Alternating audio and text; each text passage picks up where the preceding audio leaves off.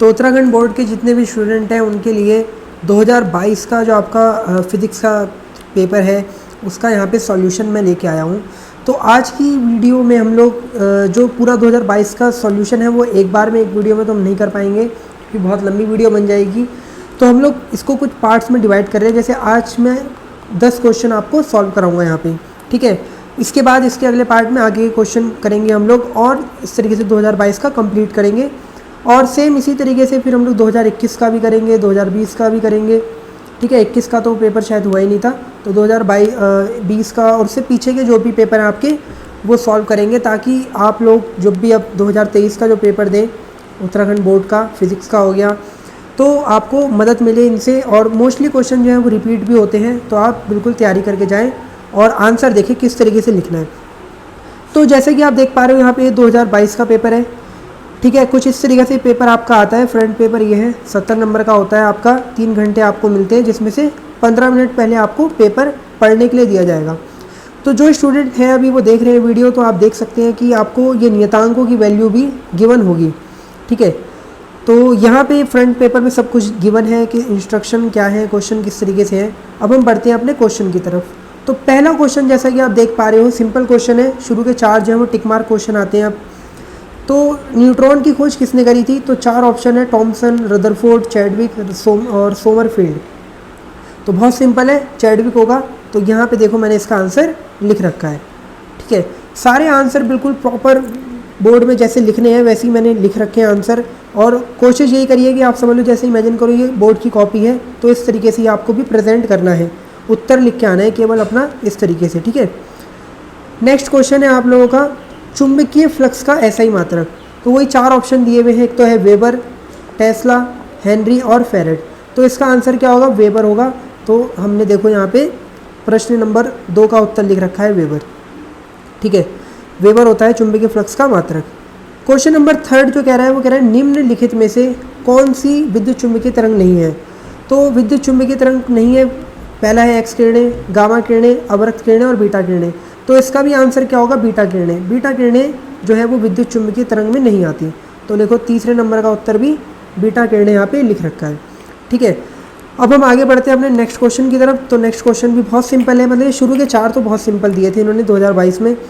श्रेणी क्रम में संयोजित C1 C2 धारिता के 2 संधारित्रों की प्रभावी धारिता के लिए व्यंजक है, ठीक है। तो यहाँ पे हमसे कह रहा है कि अगर मान लो 2 संधारित्र C1 C2 है तो उन्हें श्रेणी क्रम में जोड़ते हैं तो टोटल कैसे निकालते हैं धारिता। तो वही 4 ऑप्शन दिए हुए हैं जिसमें से सेकंड वाला option is the right answer, ठीक है। सेकंड वाला ऑप्शन जो है राइट आंसर है। आपको पता होगा कि श्रेणी क्रम में कुछ इस तरीके से हम लोग टोटल निकालते हैं, ठीक है। याद रखना संधारित्र के लिए ये, प्रतिरोधों के लिए बहुत सिंपल होता है। प्रतिरोधों के लिए तो नॉर्मली बस उठा के जोड़ देते हैं हम लोग, लेकिन संधारित्रों में अपॉन में चलता है, तो ये आंसर होगा।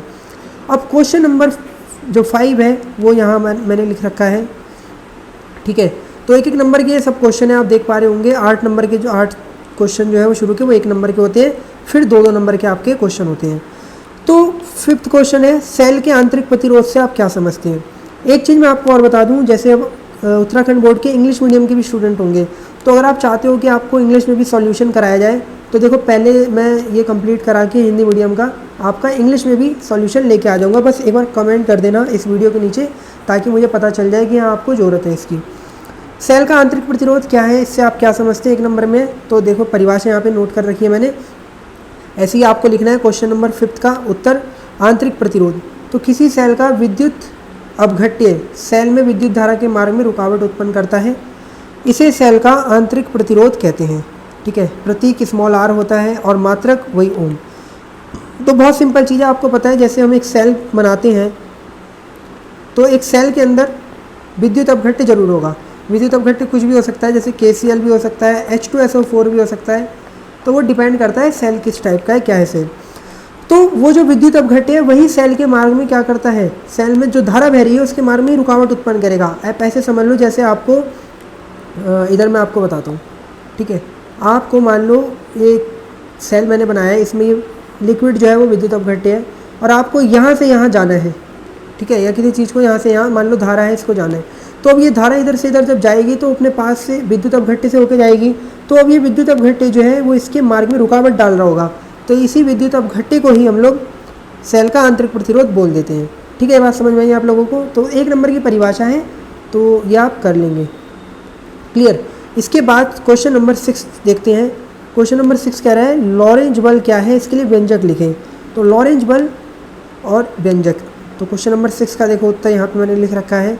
हेडिंग है लॉरेंज बल। चुंबकीय क्षेत्र में गतिमान आवेशित कण पर लगने वाले बल को लॉरेंज बल कहते हैं।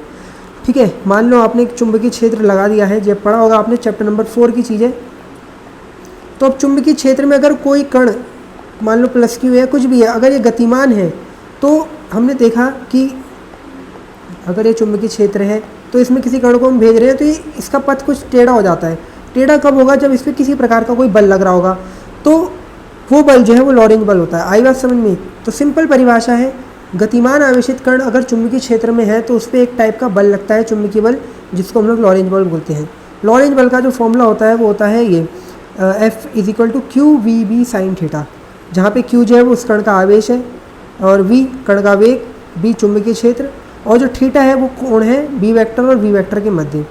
ठीक है, ये बात समझ में आई? मैं आपको एक डायग्राम के थ्रू भी थोड़ा और क्लियर कर देता हूँ, क्योंकि ये टॉपिक में अभी मैं खाली आंसर बता रहा हूँ। अगर मैं आपको ये टॉपिक पढ़ाऊँ तो आप समझोगे कि क्या चीज़ है और बहुत ढंग से आपको और क्लियर हो जाएंगी। लेकिन यहाँ पे अभी मेरा उत्तर बनाने का काम है खाली। तो ये चुंबकीय क्षेत्र हमने लगा रखा है। अब देखा गया कि जैसे इसको V वेग से हम लोग इस आवेश को फेंक रहे हैं इधर, तो ये आवेश सीधा निकल के जाना चाहिए था, सीधा निकल के जाना चाहिए था, लेकिन ऐसा नहीं होता। ये आवेश कुछ इस तरीके का पथ अपना चुनता है, थीटा एंगल मुड़ जाता है B की तुलना में। ठीक है, तो अब ये हुआ कब होगा? जब इसमें किसी टाइप का अंदर बल लग रहा होगा, तभी इसकी दिशा जो है वो कुछ चेंज हो गई। जाना सीधा चाहिए था लेकिन गया थोड़ा तिरछा हो गया। तो यही जो एक टाइप का बल है जिसके कारण ये तिरछा हुआ, इसको बोलते हैं लॉरेंज बल। ठीक है, ये तभी लगता है जब आवेश को हम लोग कोई वेग प्रदान करेंगे। ठीक है, तो बहुत सिंपल चीज़ थी, 1 नंबर के क्वेश्चन है, सीधा इतना लिख के आना है आपको। इसके बाद क्वेश्चन नंबर 7 जो है वो अच्छा क्वेश्चन है। 1 ग्राम पदार्थ के समतुल्य ऊर्जा को परिकलित कीजिए। तो ये भी आपका अच्छा क्वेश्चन है। क्वेश्चन में गिवन है हम लोगों को स्मॉल m का मान, द्रव्यमान 1 ग्राम, इसको फटाफट से किलोग्राम में कन्वर्ट कर लेंगे तो -3 से मल्टीप्लाई हो जाएगी। अब यहाँ पे हमसे कह रहा है कि 1 ग्राम के तुल्य ऊर्जा बताओ। तो हमने ऊर्जा के तो बहुत सारे फॉर्मूले पढ़े हैं, लेकिन द्रव्यमान के तुल्य जो ऊर्जा है वो किसने बताई थी? वो केवल आइंस्टाइन ने ही बताई थी, जिसका फॉर्मूला था E = mc²। तो यहाँ पे m तो गिवन है, c की वैल्यू भी हम लोगों को याद होनी चाहिए। और जैसा कि मैंने बताया कि पेपर के फ्रंट में हमें c की वैल्यू भी, ये देखो यहाँ गिवन होती है। वैसे तो याद ही करके जाओ तो अच्छी बात है, लेकिन ये भी अगर कभी भूल जाओ बाई चांस तो गिवन होते हैं सारे नियतांकों की वैल्यू, तो वहाँ से आप देख सकते हो। तो देखो c की वैल्यू हम लोगों को यहाँ पे पता है, तो अब बस कुछ नहीं करना, आइंस्टाइन का जो फॉर्मूला होता है वो लगाना है, E = mc²। m की वैल्यू ये रही, c का स्क्वायर करोगे तो 9, 3 का स्क्वायर 9 हो जाएगा, और घात के ऊपर ये जो घात होगी उनकी मल्टीप्लाई हो जाएगी, तो 8 की 2 से मल्टीप्लाई करोगे 16 हो जाएगा। फिर आपको पता है घात गुणा में जो घातें हैं वो जुड़ती हैं, तो प्लस के 16 में माइनस का 3 जब ऐड करोगे तो 13 आएगा इतने जूल। चाहो तो आप इसको इलेक्ट्रॉन वोल्ट में भी कन्वर्ट कर सकते हो। उसके लिए आप क्या करोगे आगे मैं बता देता हूँ, लेकिन इतना आंसर छोड़ दोगे तब भी बिल्कुल 1 नंबर मिल जाएगा। इलेक्ट्रॉन वोल्ट में कन्वर्ट करने के लिए हमें इसको जूल को, जैसे 9 × 10⁻13 जूल आया, इसको मल्टीप्लाई डिवाइड कर देंगे इतने से। ठीक है, तो अब जब आंसर इसका जो भी आएगा वो आप देख लेना, इतना आप इलेक्ट्रॉन वोल्ट में कन्वर्ट करने के लिए करते हैं। ठीक है, बाकी आप यही आंसर छोड़ दो, पूरे 1 नंबर मिल जाएंगे आपको। तो इस तरीके से 7वें क्वेश्चन का भी हमने आंसर कर लिया है। अब हम देखते हैं क्वेश्चन नंबर 8। क्वेश्चन नंबर 8 भी एन टाइप और पी टाइप प्रकार के अर्धचालकों में बहुसंख्यक आवेश वाहक के नाम लिखने आपको। ठीक है, ये आपने लास्ट के चैप्टर में पढ़े होंगे, और अगर नहीं पढ़े तो कोई बात नहीं, यहाँ पे आपको पूरा आंसर बताया जाएगा डिटेल में, वो भी थ्योरी के साथ। तो एन टाइप और पी टाइप में आपको बताना है बहुसंख्यक वाहक। बहुसंख्यक वाहक का मतलब कौन ज़्यादा अधिक मात्रा में होता है एन टाइप में। तो सिंपल सी चीज़ है, एन टाइप मतलब इलेक्ट्रॉन से बना हुआ, तो एन टाइप में बहुसंख्यक वाहक क्या होंगे? इलेक्ट्रॉन्स होंगे। और पी टाइप जो होता है वो होता है उसमें बहुसंख्यक वाहक कोटर। ठीक है, जो भी आपके अर्धचालक होते हैं वो या तो एक इलेक्ट्रॉन से बने होंगे या फिर होल से यानी कि कोटर से मिलकर बने होंगे। तो एन टाइप का नाम ही इलेक्ट्रॉन के कारण आया है, क्योंकि इसमें इलेक्ट्रॉन ज़्यादा मात्रा में होते हैं, धारा इलेक्ट्रॉन के कारण प्रवाहित होती है, इसलिए इसमें इलेक्ट्रॉन्स होंगे। और पी टाइप में जो है वो क्वार्टर अधिक मात्रा में होते हैं, इसलिए बहुसंख्यक भाग क्वार्टर। ठीक है, तो क्वेश्चन नंबर 8वां भी पूरा हुआ। अब क्वेश्चन नंबर में बढ़ते हैं 9 की तरफ। यहाँ से आपके 2 नंबर के क्वेश्चन स्टार्ट हो रहे हैं, तो थ्योरी भी बढ़ रही है, समझने वाली चीज़ भी बढ़ रही है। तो अगर यहाँ तक वीडियो अच्छी लगे तो प्लीज़ लाइक कर देना, शेयर कर देना, क्योंकि पूरे के पूरा सॉल्यूशन मैं आपका फिजिक्स का लेके आऊँगा। और अगर आप चाहते हो केमिस्ट्री का भी तो बस कमेंट कर दो वीडियो में, अच्छे कमेंट ज़्यादा होने चाहिए। ठीक है, अपने दोस्तों को शेयर करो तो मैं केमिस्ट्री का भी बना दूंगा। ठीक है, क्वेश्चन नंबर 2 कह रहा है विद्युत द्विध्रुव की अक्षीय स्थिति में किसी बिंदु पर वैद्युत क्षेत्र की तीव्रता का सूत्र प्रयुक्त संकेतों का अर्थ बताते हुए लिखें। देखो, कह तो इतना रहा है कि कोई भी आपका विद्युत द्विध्रुव है, उसकी अक्षीय स्थिति में जो भी विद्युत क्षेत्र की तीव्रता का सूत्र है वो लिखो, और उसमें जो जितने भी संकेत हैं, यानी कि जो भी वैल्यू आ रही होगी उनकी, आर की, पी की, वो है क्या असल में वो बताओ। ये चीज़ बोल रहा है आपसे। करना तो केवल इतना है, लेकिन यहाँ पे मैंने डेरिवेशन भी कर रखा है, क्योंकि पेपर में डेरिवेशन भी बहुत बार पूछता है। तो आपको अक्षय स्थिति वाला मैं डेरिवेशन भी करा रहा हूँ, तो ध्यान से देखना कैसे करते हैं, समझ में आएगा आप लोगों को। तो देखो, हेडिंग जो है वो लगा दी है यहाँ पे, विद्युत द्विध्रुव की अक्षीय स्थिति पर वैद्युत क्षेत्र की तीव्रता। ठीक है, अब विद्युत द्विध्रुव क्या होता है मैं बता रहा हूँ आपको, समझ लो एक बार थोड़ा सा। जैसे HCl है, इसको मैंने बोला एक विद्युत द्विध्रुव है। HCl NH3 बोला, H2 बोला, ये सब क्या है? विद्युत द्विध्रुव। क्यों? सिंपल सी चीज़ है। HCl को अगर आप लेते हो एग्जाम्पल में, तो H पे चार्ज जो होता है वो प्लस का 1 होता है और Cl पे चार्ज माइनस का 1। तो इन दोनों पे जो आवेश का परिमाण है वो असल में है तो 1 ही, प्रकृति अलग अलग है, एक पे पॉजिटिव है और एक पे नेगेटिव, और इनके बीच की जो दूरी डिस्टेंस होती है वो भी बहुत ही कम होती है। तो ऐसी कोई भी चीज़ या समूह किसी 2 परमाणुओं का, ठीक है, जिसमें आवेश का परिमाण तो लगभग सेम ही हो, लगभग क्या बिल्कुल सेम हो, जैसे +1 इधर है तो इधर भी 1 होगा, लेकिन प्रकृति अलग अलग होगी। इधर +1 है तो इधर -1 होगा, अगर इधर +2 होना चाहिए था तो इधर भी -2 ही होगा, ध्यान रखना। और इनके बीच की दूरी भी कम हो तो हम इसको बोलते हैं विद्युत द्विध्रुव। दूसरा एग्जाम्पल NaCl भी ले सकते हो आप। देखो, इस पर +1 इस पर -1 और दोनों के बीच की दूरी बहुत कम। ठीक है, तो ये विद्युत द्विध्रुव होता है। तो हमने मान लिया कि माना कोई वैद्युत द्विध्रुव AB है जिसके दोनों आवेशों के मध्य की दूरी 2L है। ठीक है, कोई हमने वैद्युत द्विध्रुव ये मान लिया, देखो डायग्राम में आप देख रहे हो A और B। ठीक है, और इनके बीच की जो दूरी है वो कहाँ से कहाँ तक है, ये देखो 2L दिखा दी यहाँ पे। अब विद्युत द्विध्रुव है तो एक पे आवेश +1 होगा, दूसरे पे आवेश -1 होगा। आवेश देखो कुछ भी हो सकता है, मैं बार बार कह रहा हूँ, +2 भी हो सकता है तो यहाँ -2 होगा। तो हमने मान लिया कि इधर +Q आवेश है तो दूसरे वाले पे -Q आवेश होगा, क्योंकि इनके जो परिमाण होते हैं वो समान होते हैं, प्रकृति अलग अलग होती है। तो हमने मान लिया अपने पास कि एक विद्युत द्विध्रुव है A और B, जिसके A बिंदु पे +Q आवेश मान लिया और B बिंदु पे -Q आवेश, और इनके दोनों के बीच की दूरी है वो डायग्राम में दिखा रखी है, कितनी है? 2L। ठीक है, फिर आगे क्या बोला कि द्विध्रुव के मध्य बिंदु O से स्मॉल r दूरी पर अक्षीय स्थिति में कोई बिंदु P है जिस पर तीव्रता ज्ञात करनी है। तो ध्यान से देखो, द्विध्रुव का मध्य बिंदु ये रहा O, इससे स्मॉल r दूरी पे, ये देखो डिस्टेंस जो मैं दिखा रहा हूँ, यहाँ से लेके यहाँ तक की डिस्टेंस जो है ये स्मॉल r दूरी पे कोई P पॉइंट ये रहा। ठीक है, इसको थोड़ा अलग से दिखा देते हैं, नहीं तो समझ नहीं आएगा आपको। ये रहा P पॉइंट। ठीक है, तो इस P पॉइंट पे हमें विद्युत क्षेत्र की तीव्रता ज्ञात करनी है। हमने मान लिया कि द्विध्रुव का जो सेंटर पॉइंट O है, इससे r दूरी पे P पॉइंट है जहाँ पे तीव्रता ज्ञात करनी है। तो अब तीव्रता दो आवेश और P पॉइंट पे तीव्रता चाहिए, तो क्या करेंगे? सिंपल चीज़ है, एक बार इस +Q आवेश के कारण इस P पॉइंट पे मैं विद्युत क्षेत्र की तीव्रता निकालूंगा, एक बार इस -Q आवेश के कारण इस P पॉइंट पे विद्युत क्षेत्र की तीव्रता निकालूंगा, और उसके बाद देखते हैं परिणामी तीव्रता यहाँ पे क्या आएगी। तो तीव्रता निकालने के लिए पहले दूरी चाहिए।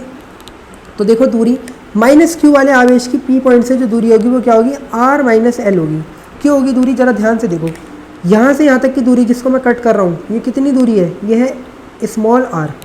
ठीक है, इसमें से मुझे केवल कितनी दूरी की आवश्यकता है? इतनी दूरी की।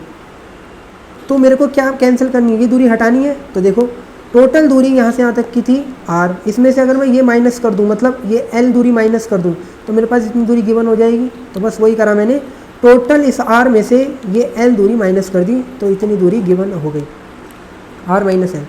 ऐसे ही अब प्लस क्यू वाले आवेश से भी इस बिंदु P की दूरी देखो, तो यहाँ से यहाँ तक की दूरी तो हमें पता है r है, इतनी दूरी और पता चल जाती, यहाँ जोड़ दो तो दूरी मिल जाएगी पूरी, ये जो चाहिए हमें, देखो जो मैं डार्क कर रहा हूँ। तो बस इस r में, इतने से r में अगर मैं ये इतना सा l जोड़ दूँ तो ये दूरी पूरी हो जाएगी r प्लस एल, जो कि गिवन हो जाएगा। तो ये दोनों डिस्टेंस हमें पता चलेंगे। अब हम निकालते हैं विद्युत क्षेत्र की तीव्रता। तो देखो मैं पहले प्लस क्यू आवेश के कारण बिंदु P पर विद्युत क्षेत्र की तीव्रता निकाल रहा हूँ। फॉर्मूला अगर आप लोगों को याद नहीं है तो मैं इधर नोट भी कर दे रहा हूँ। जो फॉर्मूला होता है normally E is equal to होता है 1/4πε0 Q/r², जहाँ पे Q जो है वो आवेश है जिसके कारण तीव्रता निकाल रहे हैं, R उस बिंदु की दूरी। ठीक है, तो बस याद रखो ये सब वायु के लिए हो रहा है। एक बात और याद रखना, नहीं तो यहाँ में K या एप्सिलॉन कुछ और लगाता। ठीक है, तो अब यहाँ पे फॉर्मूले के अकॉर्डिंग 1/4πε, आवेश Q है A बिंदु पे तो Q हो गया, लेकिन इसकी जो दूरी है बिंदु P से वो कितनी है, R प्लस एल, तो R प्लस एल का होल स्क्वायर इस वाले फॉर्मूले के अकॉर्डिंग। ठीक है, तो R प्लस एल का होल स्क्वायर कर दिया, समीकरण 1 बना दी।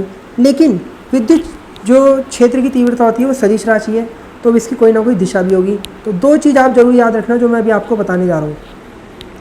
हमेशा प्लस क्यू आवेश के कारण जो तीव्रता होती है विद्युत क्षेत्र की, वो हमेशा चार्ज से दूर की ओर होती है, आवेश से दूर की ओर, और माइनस क्यू के कारण जो तीव्रता होगी वो होगी आवेश की तरफ। तो बस अब आप क्या कर रहे हो, आप निकाल रहे हो ए बिंदु पर स्थित प्लस क्यू आवेश के कारण इस पी पॉइंट पे तीव्रता। तो प्लस क्यू आवेश के कारण तीव्रता पी पॉइंट पे किधर की तरफ होगी, आवेश से दूर। देखो जैसा मैंने बताया, तो इधर की तरफ इसकी दिशा दिखा दी मैंने, ये होगी ई ए। आई बात समझ में कि प्लस क्यू आवेश है ए पॉइंट पे, तो इस पी पॉइंट पे जो तीव्रता होगी वो इससे दूर की तरफ होगी, तो मैंने ऐसे एरो करके दिखा दिया। सेम ऐसे ही मैं माइनस क्यू आवेश के कारण भी इस पी पॉइंट पे तीव्रता निकालूंगा, तो भैया वही लिखा जाएगा 1/4πε0, आवेश क्यू है। यहाँ पे माइनस नहीं रखेंगे, ये बात ध्यान रखना। माइनस क्यों नहीं रखेंगे, क्योंकि सदिश राशि में हम चिन्ह नहीं रखते। और इसकी जो दूरी आप देख रहे हो, कितनी दूरी है यहाँ से लेके यहाँ तक की, r माइनस एल, तो r माइनस एल का होल स्क्वायर। अब इसकी भी दिशा होगी कोई ना कोई भैया, तो माइनस के कारण दिशा कहाँ होगी, आवेश की तरफ। तो इसको हम लोग ऐसे दिखा देंगे कुछ इस तरीके से, आवेश की तरफ, ई सफिक्स में बी। ठीक है, तो P पॉइंट पे हमें जो तीव्रता मिल रही है वो दोनों विपरीत दिशा में मिल रही है, तो जो परिणामी तीव्रता होगी वो इन दोनों को घटा के आएगी। अब किस में से किसे घटाना है, तो जो पास में बिंदु होगा वो ज़्यादा तीव्र विद्युत क्षेत्र बना रहा होगा। जैसे B पॉइंट जो है इस P पॉइंट के पास में है, तो इसका जो विद्युत क्षेत्र है वो तीव्र होगा, तो EB वाले में से ये को माइनस करेंगे। सॉरी, समीकरण 1 और 2 से जब मैं मान रखूँगा तो देखो माइनस करते हैं। समीकरण EB का जो मान है वो ये है, EA का मान ये है। इसमें कॉमन क्या आ रहा है, एक तो देखो दोनों तरफ 1/4πε कॉमन आ रहा है, और एक Q भी कॉमन आ रहा है, तो वो चीज़ देखो यहाँ कॉमन लेनी गई है, इतनी चीज़। अंदर बच रहा है केवल 1/r-l का होल स्क्वायर, इधर बच रहा है 1/r+l का होल स्क्वायर, और यहाँ आप देखोगे तो क्या बच रहा है, r+l का होल स्क्वायर। इसको थोड़ा और आगे बढ़ाते हैं। नेक्स्ट स्टेप देखो, एलसीएम ले लेंगे। इधर ये कॉमन तो बाहर चल ही रहा है, एलसीएम में r-l और r+l का होल स्क्वायर एलसीएम आ गया। इससे ये चीज़ कट जाएगी, बचेगा r+l, मल्टीप्लाई करके एलसीएम आपको लेना आता होगा। ऐसे ही r+l से r+l का होल स्क्वायर कट जाएगा, बचेगा r-l, तो वो यहाँ लिख दिया। अब ये जो फॉर्मूला बन रहा है आपका a-b का या a+b का होल स्क्वायर के फॉर्मूले बन रहे हैं दोनों तरफ, तो इनको भी स्क्वायर को खोल देंगे। जैसे ही खोलेंगे तो r+l का होल स्क्वायर मतलब r², l² और 2rl। बीच में ये वाला माइनस है, तो ये माइनस ऐसे ही रखा हुआ है। r-l की जगह फिर वही r², l² और माइनस का 2rl। जैसे इस माइनस साइन को खोलेंगे, ये वाले माइनस को, तो अंदर जो भी साइन है सब चेंज हो जाएंगे, सारे साइन। ऐसा करने से क्या होगा, ध्यान से देखो, ये सारे टर्म कट जाएंगे। ठीक है, तो मैं यहाँ पे कट करते हुए दिखा देता हूँ। देखो ये प्लस का r² है, ये माइनस का है, ये प्लस का है, ये माइनस का है, कट जाएंगे। केवल जो बचेगा वो बचेगा ये 2rl और ये 2rl, जो कि जुड़ के यहाँ पे 4rl बन जाएगा। और नीचे भी जरा आप ध्यान से देखो क्या करा है, ये टोटल r-l r+l था, दोनों का स्क्वायर है और मल्टीप्लाई हो रही है, तो दोनों के स्क्वायर को बाहर ही रख लिया। करोगे अभी मल्टीप्लाई तो दोनों के स्क्वायर में ही जाएगा। अंदर बन गया formula a plus B A minus B का, जो होता है ए स्क्वायर माइनस का बी स्क्वायर। तो r minus L, R plus L, जो कि फॉर्मूला बन गया R square minus L square का, तो हमने वो कर दिया यहाँ पे कुछ इस तरीके से। ठीक है, इसके बाद इस 4rl को हम ऐसे भी लिख सकते हैं 2l इंटू 2r। देखो अभी 2 और 2 की मल्टीप्लाई होगी तो 4rl ही लिखा रहेगा। और यहाँ पे जरा एक चीज़ ध्यान से देखो, जो l लंबाई है वो बहुत छोटी होगी। ठीक है, द्विध्रुव में जैसा मैंने बताया ना HCl, तो इनके बीच H और Cl के बीच की जो टोटल लंबाई वो तो 2l थी, हम लोग उसका भी आधा कर रहे हैं, तो l लंबाई तो और छोटी होगी r की तुलना में। r तो बहुत ज़्यादा डिस्टेंस है, पता नहीं कहाँ पे, तो स्क्वायर करने पे वो और छोटी हो जाएगी। ये कैसे बोल रहा हूँ मैं, ज़रा एक चीज़ समझो इधर। तो यहाँ पे अगर मान लो 0.1 है l का मान और r का मान तो ज़्यादा ही बड़ा होगा, कम से कम 2 मीटर 1 मीटर तो मान के चल लेते हैं। तो जब l स्क्वायर करोगे तो 0.1 का स्क्वायर तो 0.01 हो जाएगा और r स्क्वायर करोगे तो वो 4 हो जाएगा। तो स्क्वायर करने पे और छोटी हो रही है डिजिट, तो ऐसी डिजिट को हम छोड़ देंगे, l स्क्वायर को हमने छोड़ दिया क्योंकि मल्टीप्लिकेशन में कोई ज़्यादा प्रभाव नहीं डालेगी। ठीक है, ऐसा करने से क्या फ़ायदा होगा, यहाँ केवल बचेगा आर स्क्वायर। स्क्वायर करने पे ध्यान से देखो, इस 2l को मैं q के साथ ले गया क्योंकि यहाँ पे अब एक चीज़ बनने वाली है, 2r ऐसे ही और ये r के स्क्वायर होने पे 4 हो जाएगी पावर। अब q इंटू 2l जो होता है वो होता है p, यानी कि विद्युत द्विध्रुव आघूर्ण। तो मैंने इसकी जगह तो ये कर दिया और इस r से ये एक r 3 बार कट हो जाएगा। इसको भी दिखा देते हैं, यहाँ पे 3 टाइम्स कट हो जाएगा, तो लास्ट में फॉर्मूला आपके पास आएगा अक्षीय स्थिति का कुछ नहीं। जहाँ पे जो P है वो विद्युत द्विध्रुव आघूर्ण है, R दूरी है, बाकी आपको सब पता ही है क्या चीज़ होती है। तो ये हमारा अक्षीय स्थिति के कारण विद्युत क्षेत्र की तीव्रता का फॉर्मूला था। आई होप आप लोगों को समझ में आया होगा। पूरी कोशिश करी है मैंने डायग्राम बना के, पूरा थ्योरी एकदम क्लियर करके, पेपर में भी बिल्कुल सेम ऐसे ही लिख के आना है आपको, कोई चीज़ अलग से नहीं करनी। ठीक है, 2 नंबर आपके कन्फर्म है और ये 3 नंबर में भी आता है ज़्यादा आपका। तो स्टूडेंट इसके बाद चलते हैं आज के सबसे लास्ट क्वेश्चन जो है इस वीडियो का, वो है अनुगमन वेग, अववाह वेग जिसे कहते हैं, और विद्युत धारा में संबंध। तो बोर्ड में क्वेश्चन किस तरीके से आया हुआ है वो दिखा देता हूँ। देखो आया हुआ है 10वां क्वेश्चन है 2 नंबर में, मुक्त इलेक्ट्रॉन के अववाह वेग, अनुगमन वेग और धारा में संबंध लिखो। अथवा में एक न्यूमेरिकल है, ये भी सॉल्व कराया मैंने। तो 2 नंबर के लिए आपको कितना करके आना है, कैसे करके आना है वो देखते हैं हम लोग। तो हमने पहले मान लिया कि कोई भी चालक है अपने पास, तो उसमें एकांक आयतन में मुक्त इलेक्ट्रॉन स्मॉल n है। तो स्टूडेंट यहाँ पे हमने मान लिया कि इसमें t समय में जो है वो I एम्पियर की धारा प्रवाहित हो रही है यदि मुक्त इलेक्ट्रॉन का अनुगमन वेग Vd हो। अनुगमन वेग क्या होता है कि जब भी किसी धातु के अंदर या चालक के अंदर बहुत सारे इलेक्ट्रॉन गति कर रहे होते हैं, तो इलेक्ट्रॉन का जो औसत वेग होता है वही अनुगमन वेग होता है। ठीक है, बात ध्यान रखना। अब तो अगर वो अनुगमन वेग इतने से गति कर रहे हैं इलेक्ट्रॉन, तो कोई ना कोई धारा बनेगी। तो मैंने मान लिया कि जो t समय में जो धारा प्रवाहित हो रही है वो हो रही है कुछ इतनी, I = Q/T, समीकरण 1 बना लिया। अब जरा समझ के देखना, ये जो पॉइंट मैंने लिखा है, 1 सेकंड में a क्षेत्रफल से गुजरने वाले इलेक्ट्रॉन की संख्या। अब मैंने मान रखा है कि यहाँ पे एकांक आयतन में इलेक्ट्रॉन है n। अब वो इलेक्ट्रॉन Vd वेग से गति भी कर रहे हैं, तो कितने इलेक्ट्रॉन घूमेंगे, जिनका जो वेग होगा वो क्या होगा, n × Vd। ये बात समझ में आ रही है? ठीक है, ऐसे ही क्षेत्रफल से भी मल्टीप्लाई होगी। ऐसे समझ के देखो कि जैसे मान लो कि एक दरवाज़ा है, इस दरवाजे में से n इलेक्ट्रॉन निकल के जा रहे हैं।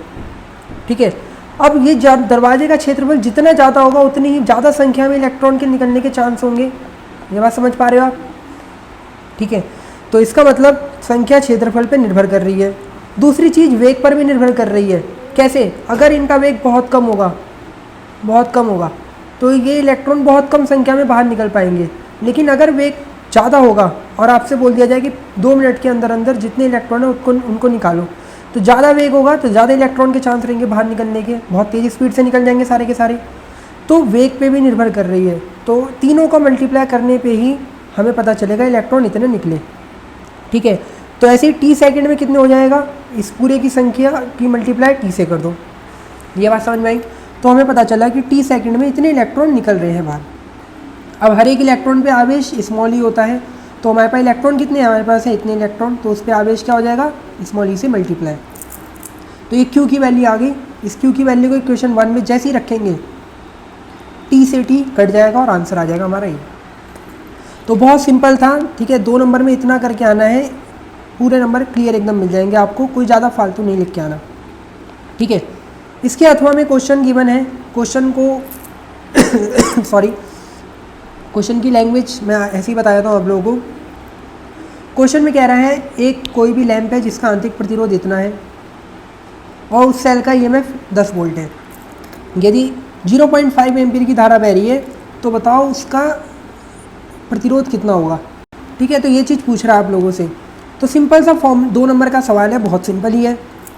ओम का नियम लगाना है। ओम का नियम वैसे होता है I=V/R, लेकिन अब आप वहाँ पे पढ़ चुके होंगे कि सेल का आंतरिक प्रतिरोध भी अगर होता है तो टोटल प्रतिरोध वो जो होगा EMF E होगा और ये R plus small r।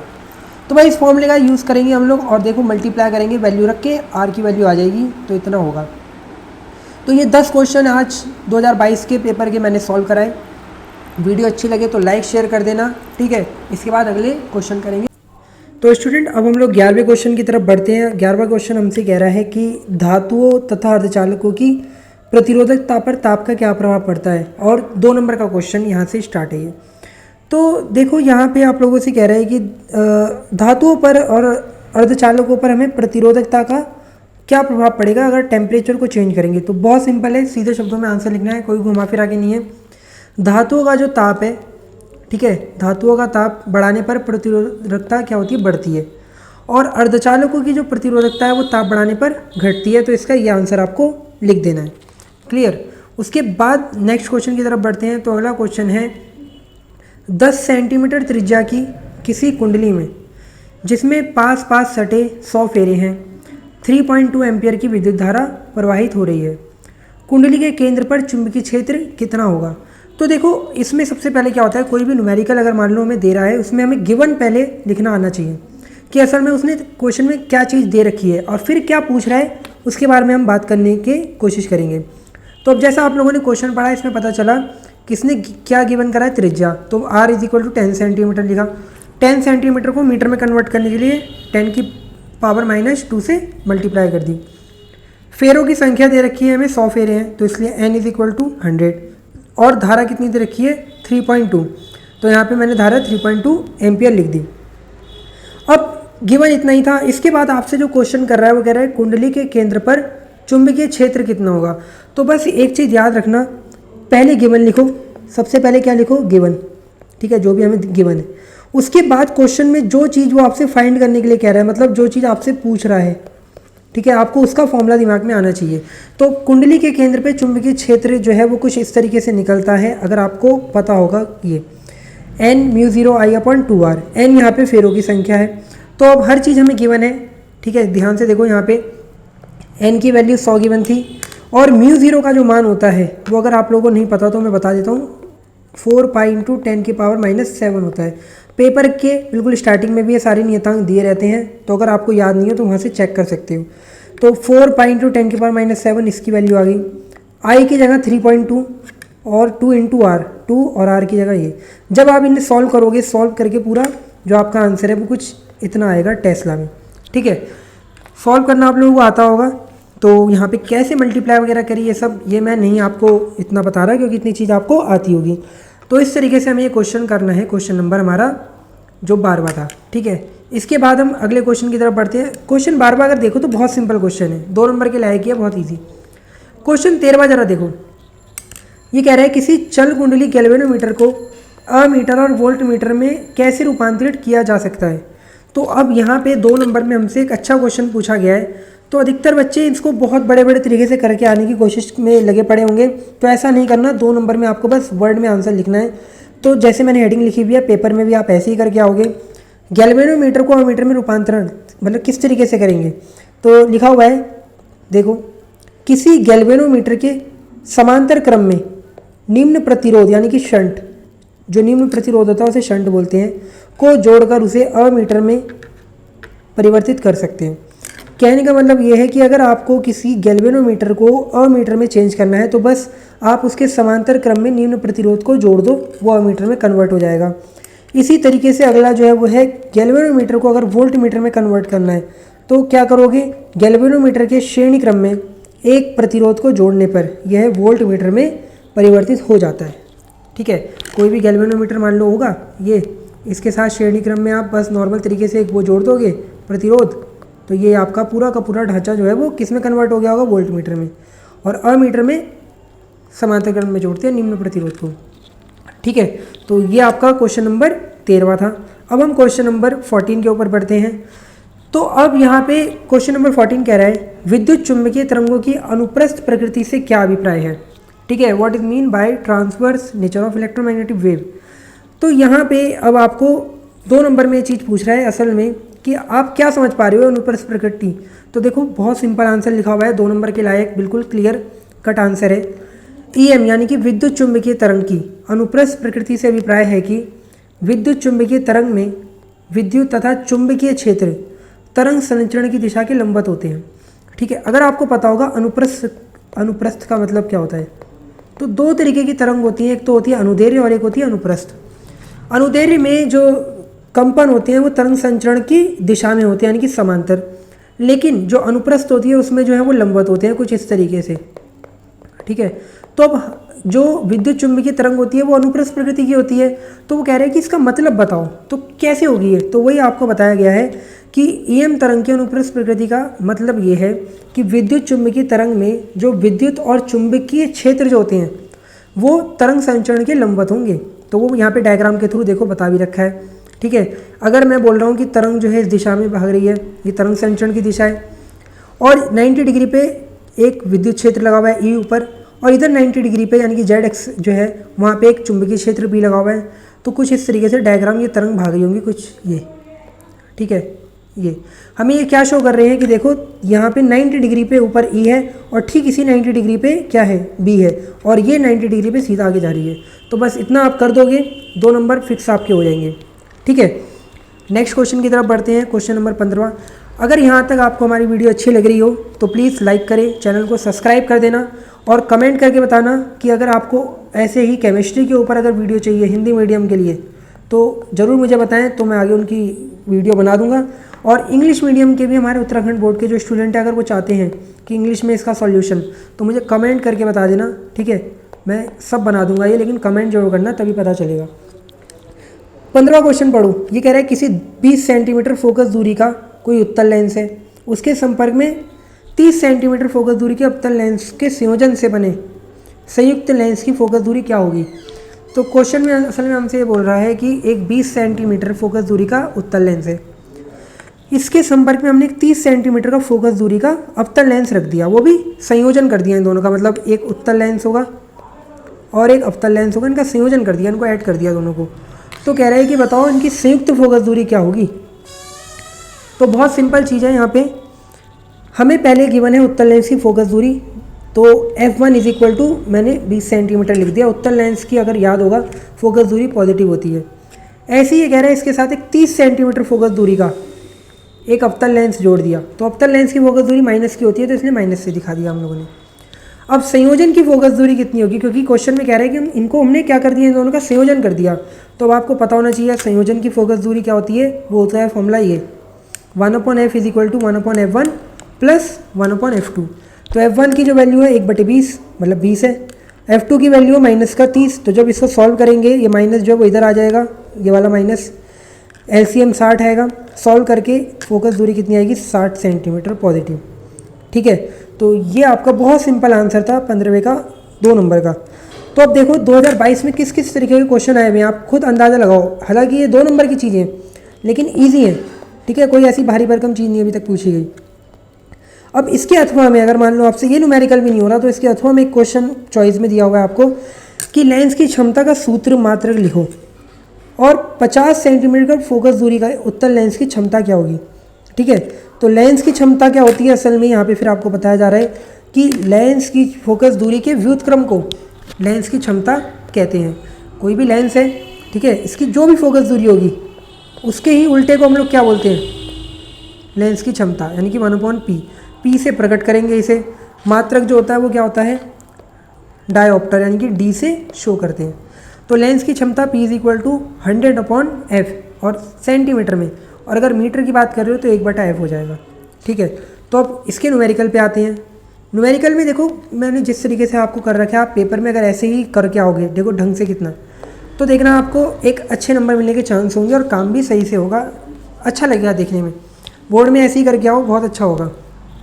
Focus दूरी हमें 50 सेंटीमीटर की मैंने क्षमता पूछ रहा है, तो बस फॉर्मूला पता है क्योंकि P is equal to 100/f होता है। ठीक है, तो बस वही वाला देखो फॉर्मूला लगाया, ये कट जाएगा इससे 2 टाइम्स, और डायोप्टर इसका जो मात्रक होता है वो, तो 2 डायोप्टर इसकी वैल्यू आ जाएगी। तो ये इसका 2 नंबर का आंसर है। जो भी आप लोगों को सही लगे वो आप कर सकते हैं। ठीक है, क्वेश्चन नंबर 16 तो बहुत ईजी क्वेश्चन है, ये आप 9th क्लास से पढ़ते आए हो, 10th क्लास से। प्रकाश के अपवर्तन के नियम लिखो। तो आपको पता है कि भैया उत्तर देखो कर रहे हैं हम लोग। प्रकाश के अपवर्तन के 2 नियम होते हैं।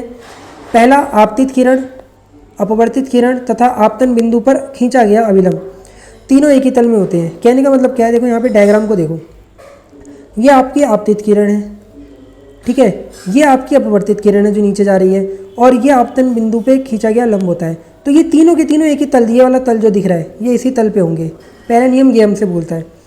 सेकंड नियम कहता है आपतन कोण, जो आई है ये वाला आपतन कोण, ये इधर दिख रहा है, इसका साइन यानी कि इसकी ज्या मीन्स हिंदी में ज्या कहते हैं साइंस को, साइन को सॉरी, तो इसकी साइन तथा अपवर्तन कोण यानी कि वाला जो कोण है आर, इसकी साइन का अनुपात नियत रहता है कुछ ये। ठीक है, sine I upon sine R is equal to 1n2। 1n2 जो होता है वो होता है n2/n1। याद रखना 1n2 अगर मैंने बोला तो जो चीज़ नीचे होगी वो ये होता है, उसको नीचे लिखते हैं। इसका मतलब है माध्यम 1 के सापेक्ष माध्यम 2 का अपवर्तनांक, n को बोलते हैं अपवर्तनांक, और ये नियतांक होता है। तो आपको इतना डिटेल में जाने की जरूरत नहीं है, बस आपको अपवर्तन के नियम पूछ रहा है तो आप नियम लिख के ये चीज़ थोड़ा डब्बे में इस तरीके से शो कर देंगे। क्लियर, ये बात समझ में आई आप लोगों को। और डायग्राम भी एक बना देना ताकि बिल्कुल खुश हो जाए टीचर भी कि यार काम बहुत अच्छा करा है लड़के ने। डायग्राम में साफ पता चल रहा है, देखो यहाँ से एक किरण आई, अब जैसे इसका माध्यम चेंज हुआ, ठीक है, माध्यम n1 ऊपर कुछ और है और यहाँ पे कुछ और है, जैसे ही माध्यम चेंज होगा ये क्या होगा, सीधा ना जाने की तुलना में थोड़ा सा तिरछा हो गई, अभिलंब की तरफ झुक गई। ठीक है, तो इसको बोलते हैं अपवर्तित किरण, और यही घटना पूरी क्या कहलाती है, प्रकाश का अपवर्तन। ठीक है, प्रकाश की किरण का अभिलंब की ओर झुकना या अभिलंब से दूर हटना, यही प्रकाश का अपवर्तन है। रीज़न क्या है इसका, रीज़न तो मैं फिर आपको बता ही दूंगा। रीज़न सी बात है, क्योंकि प्रकाश का जो चाल होती है वो हर एक माध्यम में अलग अलग होती है। ठीक है, ऐसा नहीं है, ध्यान रखना। जैसे ही क्या कहती है कि यहाँ पे आएगी इसकी चाल चेंज हो जाएगी। अभी थोड़ा बड़ी क्लासों की भी बातें हैं कि प्रकाश की जो वैल्यू है वो हर जगह सेम रहती है। हाँ देखिए सेम तो रहेगी, लेकिन यहाँ पे कंडीशन चेंज होगी है, अपवर्तनांक पे भी डिपेंड हो रही चीज़ें।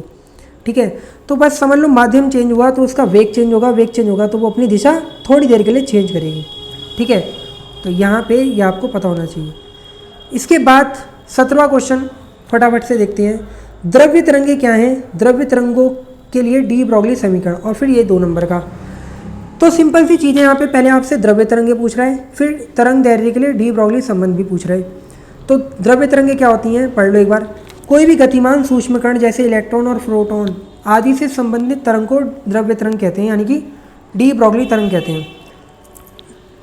देखो जैसे ही आप चैप्टर नंबर 11 पे आए होगे तो आप लोगों ने एक चीज़ तो देखी होगी कि डी ब्रॉगली सबसे पहला ऐसा साइंटिस्ट था जिसने ये बताया था कि कोई भी जो कण होते हैं सूक्ष्म कण वो डुअल नेचर रखते हैं। डुअल नेचर रखते हैं मतलब द्वैत प्रकृति रखते हैं, यानी कि ऐसा देखा गया कि जो इलेक्ट्रॉन है वो असल में कण तो है इलेक्ट्रॉन, लेकिन ये एक तरंग की तरह भी व्यवहार कर रहा था। तो अब इस इलेक्ट्रॉन से संबंधित जो तरंग होगी या जो फोटोन होंगे इनसे संबंधित जो तरंग होगी उनको यह द्रव्य तरंग कहते हैं। ठीक है, अब डी ब्रॉगली ने इनके लिए एक संबंध करा था जो यहाँ पे डेरिवेशन भी मैंने कर रखा है। तो प्लांक के अनुसार किसी फोटोन की जो ऊर्जा होती है वो होती है एच न्यू। ठीक है, एच यहाँ पे प्लांक नियतांक, म्यू उसकी आवृत्ति। लेकिन आइंस्टीन के अनुसार एम द्रव्यमान का जो फोटोन है उसकी ऊर्जा कुछ इस तरीके से गिवन होती है। अब मुझे बताओ एक ये फोटोन ही है, ठीक है, अब इसमें जो ऊर्जा है वो तो भैया सेम ही रहेगी चाहे वो किसी भी फॉर्मूले से निकाल लो। तो समीकरण 1 और 2 की जब हम तुलना करेंगे तो दोनों को बराबर रख सकते हैं। अब यहाँ पे म्यू की जगह में c बटे लैम्डा रखता हूँ तो एक c से ये c स्क्वायर कट जाएगा कुछ इस तरीके से। जैसे ही ये स्क्वायर कटेगा तो आपके पास क्या बचेगा, h बटे लैम्डा यहाँ पे केवल, और यहाँ एम सी। यहाँ से आप लैम्डा की वैल्यू जब निकालोगे तो एच अपॉन एम सी आएगा।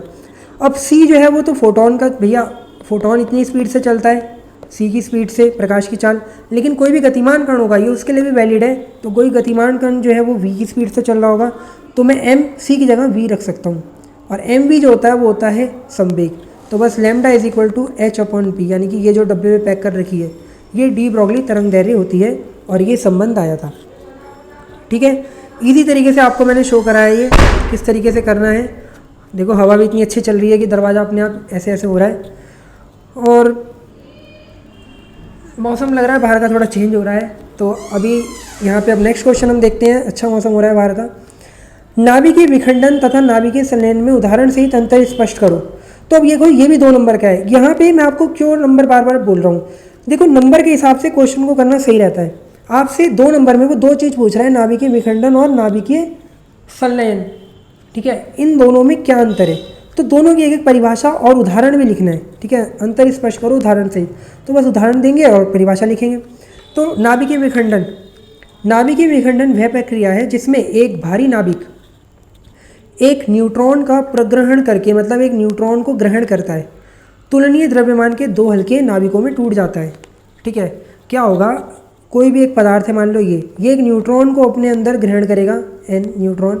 जैसे ये न्यूट्रॉन को ग्रहण करेगा अपने अंदर, ये एकदम से 2 भागों में टूट जाएगा कुछ इस तरीके से। ठीक है, वो भी तुलनीय द्रव्यमान, यानी कि सेम द्रव्यमानों के 2 भागों में टूट जाएगा। ठीक है, इसी घटना को नाभिकीय विखंडन कहते हैं। विखंडन मतलब टूटना किसी चीज़ का।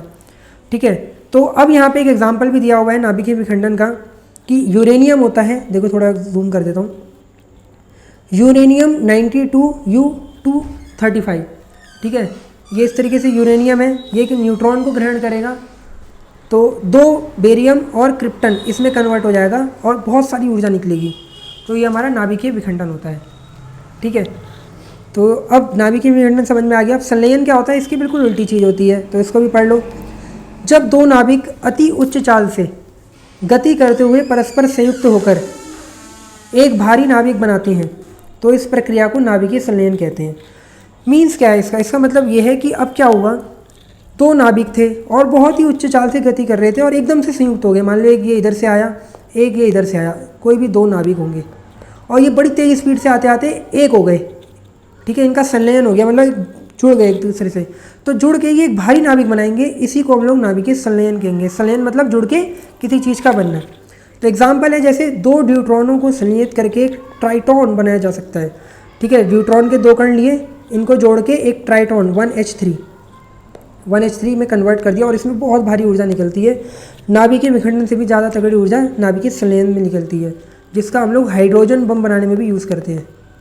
नाभिकीय विखंडन का यूज़ परमाणु बम में किया जाता है, मैं बता देता हूँ आपको लोगों को, और इसका हाइड्रोजन बम में। तो 2 नंबर में इतना करना है, फ्री के नंबर मतलब आपको आसानी से मिल जाएंगे। 19वें क्वेश्चन पे हम आते हैं फटाफट से। तो एक न्यूमेरिकल है, इजी न्यूमेरिकल है, थोड़ा समझने वाले हैं। ये कह रहे हैं संलग्न परिपथ में 10 ओम के जो प्रतिरोध है वाला, ये वाला, ठीक है, धारा 0 हो तो ज्ञात करो प्रतिरोध x का मान, 4 ओम के प्रतिरोध में धारा। सिंपल 3 नंबर का क्वेश्चन है, 1.5 नंबर के 2 पार्ट हैं इसके। तो अब आपको ये पहले से ही देखने में लग रहा होगा कि ये व्हीटस्टोन सेतु जैसा है, क्योंकि इसने डायग्राम भी बिल्कुल ऐसे ही बना के दिया।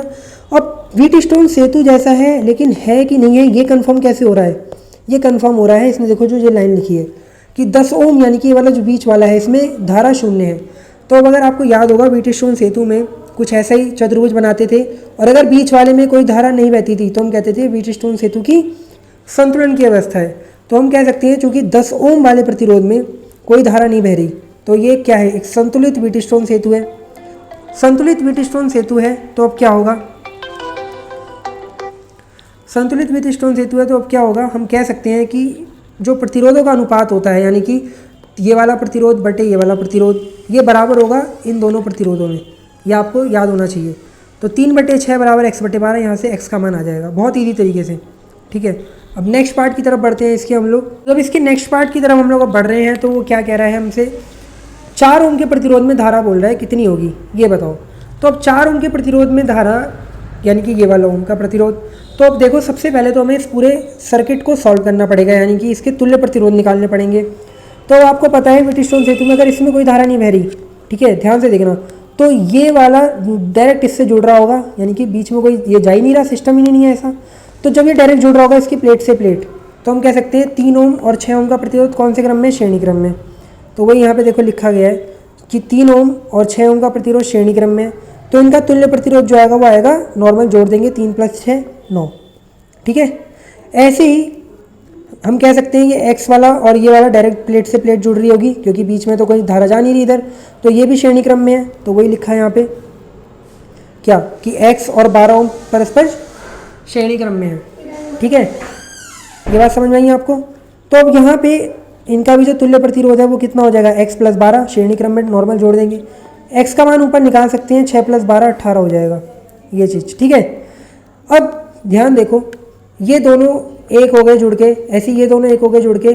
मैं कुछ ऐसे डायग्राम को दोबारा बना के दिखा रहा हूँ आप लोगों को इधर, ताकि आपको समझ में आए। ये दोनों एक चीज़ हो गई जुड़ के, ऐसे ही नीचे ये दोनों एक चीज़ हो गई जुड़ के, और ये डायग्राम कुछ ऐसा बन रहा है। तो मुझे बताओ ये R डैश और ये सॉरी ये वाला ऊपर वाला R डबल डैश, ये कौन से क्रम में होंगे। तो ये देखो यहाँ पे आके इसको 2 रास्ते दिख रहे हैं, एक इधर जाने का एक इधर जाने का। ऐसे ही सेम इसको यहाँ इस पॉइंट पे आके 2 रास्ते, एक इधर जाने का और एक इधर जाने का। तो जब 2 रास्ते हो जाएं और इसका एक पॉइंट यहाँ से और इसका भी सेम एक पॉइंट यहाँ से, तो ये कौन सा क्रम होगा, समांतर क्रम। तो हम कह सकते हैं कि इस कंडीशन में जो R डैश और R डबल डैश है वो परस्पर समांतर क्रम में है।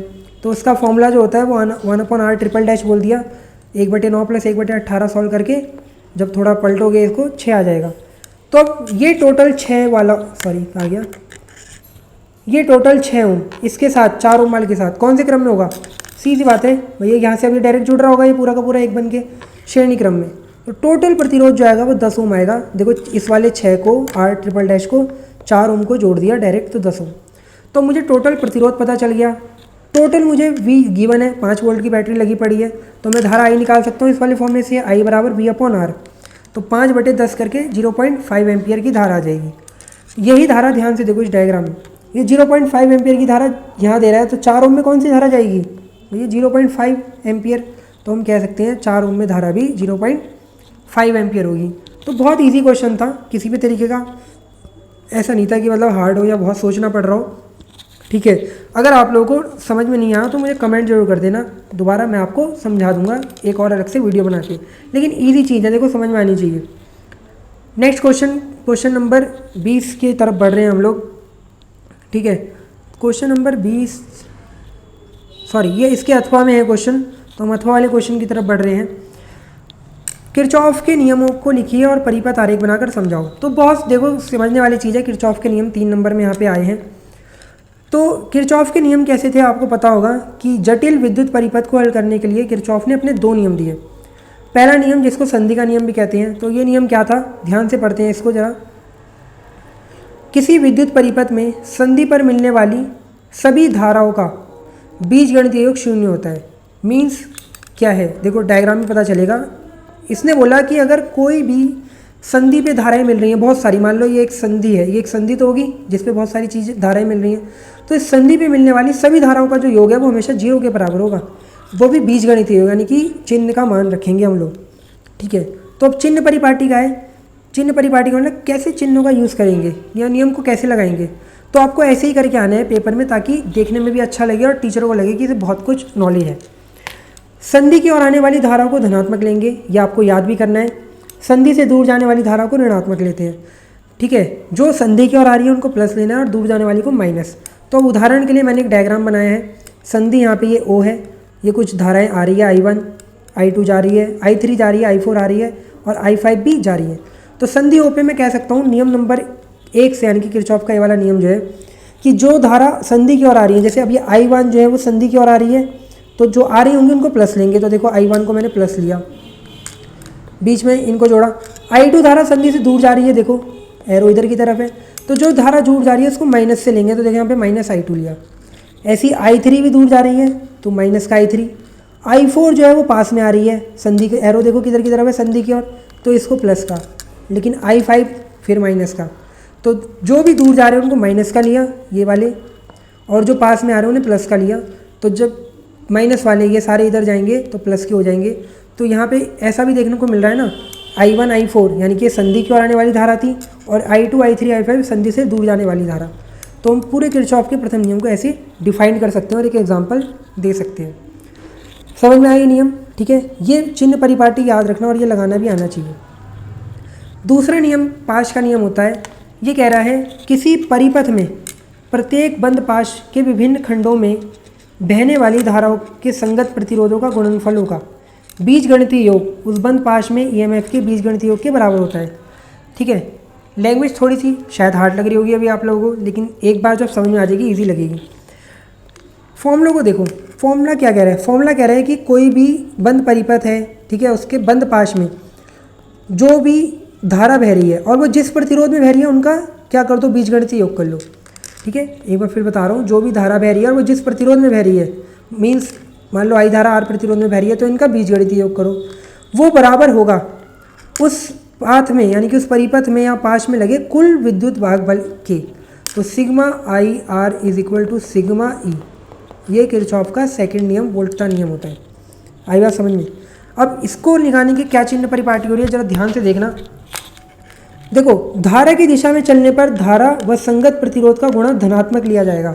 ध्यान रखना, अभी मैं इसमें आपको पूरा क्लियर करूंगा, लेकिन ये बात समझो, अगर आप धारा की ही दिशा में चल रहे हो, ठीक है, जहाँ धारा जा रही है आप भी वहीं जा रहे हो, तो आप जो भी धारा और प्रतिरोध का गुणा लोगे यानी कि ये आप प्लस में लोगे, और अगर विपरीत दिशा में चल रहे हो तो माइनस का लोगे, और सेल में अगर आप निगेटिव से पॉजिटिव की ओर चल रहे हो तो धनात्मक लोगे। ये दो चीज़ आपको याद करनी है, ये नियम के मेन पॉइंट है। अब उदाहरण के लिए मैंने देखो एक डायग्राम बनाया है। डायग्राम में मैंने दो सेल दिखाए हैं, एक सेल E1 एक सेल E2। सेल E1 से धारा I1 ऐसे चल रही है, E2 से धारा I2 ऐसे चल रही है। ठीक है, अब मैं किरचॉफ का सेकंड नियम लगा रहा हूँ। किरचॉफ का सेकंड नियम याद रखना बंद पाश में लगता है। बंद पाश मतलब ये जो एक परिपथ के अंदर जो बंद खंड होते हैं इन्हें पाश कहते हैं हम लोग। ठीक है, ये चीज़। तो एक चीज़ मेरी ध्यान रखो, जितने आपके सेल होंगे आप हमेशा याद रखना, आप उतने ही कोशिश करना बंद पाश बनाने की। जितने सेल होंगे, यहाँ पे सेल कितने हैं? 2 हैं, तो आप कम से कम 2 बंद पाश तो लेना ही। आई बात समझ में? अब वो कौन कौन से लेंगे तो ध्यान से देखो। मैंने पहला बंद पाश लिया है A B C D A। आई बात समझ में? तो मैं जो बंद पाश ले रहा हूँ और मैं जैसे चल रहा हूँ मैं वैसे ही लिख भी रहा हूँ। मैं पहले A से B जा रहा हूँ, फिर B से C जा रहा हूँ, फिर C से D, फिर D से A। ठीक है, तो वैसा ही लिखो जैसा चलोगे। तो अब ध्यान से देखो, मैं सबसे पहले A से B की ओर जा रहा हूँ। जैसे ही मैं A से B जा रहा हूँ मैंने देखा धारा कौन सी आ रही है, I2। ये धारा किस में से होकर आ रही होगी? R2 में से। तो भी नियम कहता है कि जब भी आप बंद पाश में चलें तो धारा और उसके संगत प्रतिरोध का गुणा, यानी कि ये धारा किस में से होकर जा रही होगी? R2 में से। तो I2 इंटू R2 मैंने करा।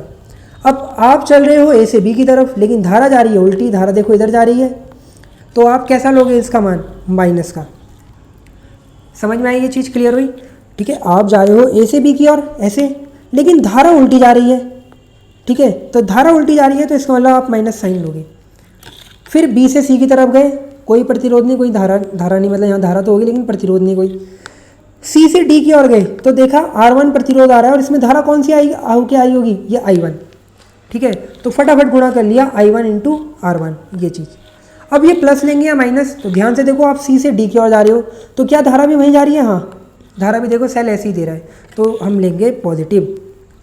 ये बात समझ में आई आप लोगों को? C से D की ओर जा रहे थे, R1 प्रतिरोध आया, धारा I1 आ रही होगी तो दोनों की मल्टीप्लाई करी, और जो जिस दिशा में जा रहे थे वहीं धारा भी जा रही थी तो प्लस आ गया यहाँ पे। ठीक है, तो और कोई तो इसमें प्रतिरोध है नहीं A से D में, तो इतना कंफर्म हुआ। बराबर टोटल EMF देखो, तो अब आप A से B की ओर जा रहे हो, E2 सेल आया, E2 सेल में आप कहाँ से कहाँ जा रहे हो? प्लस से माइनस की ओर। और अभी मैंने आपको ऊपर बताया अगर आप माइनस से प्लस की ओर जाओगे तो आप EMF को कैसा लोगे? धनात्मक। लेकिन आप तो यहाँ उल्टा जा रहे हो, आप जा रहे हो प्लस से माइनस की ओर, तो जब प्लस से माइनस की ओर जाओगे तो आप EMF को लोगे माइनस का। तो देखो माइनस का E2 लिख दिया। ऐसे जब आप C से D जा रहे हो तो E1 सेल आ रहा है, E1 सेल में आप जा रहे हो माइनस से प्लस की ओर, ऐसे जा रहे हो ना आप, इस तरीके से, तो माइनस से प्लस की ओर जाओगे तो E1 प्लस का आ जाएगा।